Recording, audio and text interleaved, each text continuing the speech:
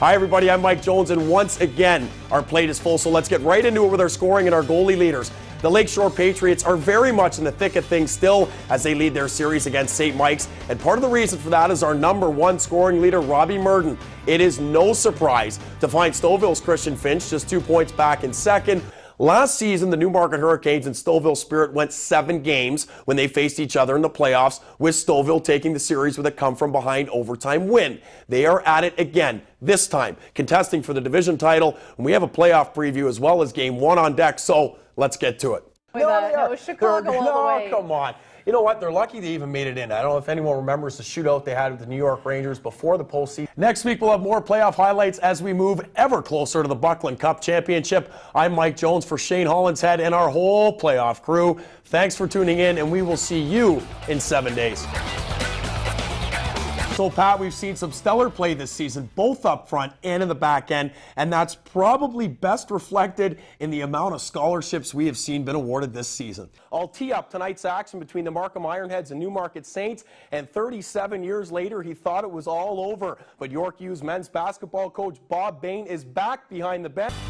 Hi everybody, I'm Mike Jones, and I'm joined in studio by Patrick Brown for our season finale. And Pat, it's been a fantastic season, but before we get into things, it's Captain Declan. He streaks down the left wing, put that one right through Paul in his 9th, makes it 3-0 Stouffville. Matt Neal and Christian Finch with a beauty give and go. A couple of minutes later, it's Sean Wallace, and it's hammer time. Out to center field, the Hawks would score another run, and it is not getting any better for the Bulldogs. Next batter, 1 out, 2 on. Jordan Victorelli decides he wants in 2. Consider that one gone. Now let's move to the second frame. The Saints get into some trouble. Ryan Bessie cross-checks Kirby Upshaw, and Latimer says, "Calm down, Kirby." The Gales on the PP. It is coast to coast. It is Merck the Snood beating Miles. 3-1 Clarington. You don't have to be Prince Harry or Prince Charles to play. They call it hockey on horses or polo. Well, I have a hard time believing that Wayne Gretzky would have scored almost 900 goals on the back of a thoroughbred, or that Daniel Carcillo would be pirating from horse to horse in order to punch somebody in the face. Regardless, it is the wacky, bizarre world of man and animal versus man and animal. All Eyes on the North. We'll continue to cover this series right through to the end, but when we return, we'll bring you up to date on a surprising Southern Division final featuring Toronto Lakeshore and St. Michael's. We had 3 in the first period. How'd that happen?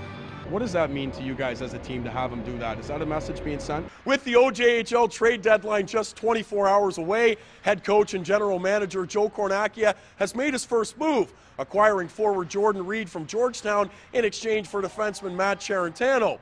Sure, Reed's a 40-goal scorer, but who's Cornacchia going to get now to keep the puck out of the net?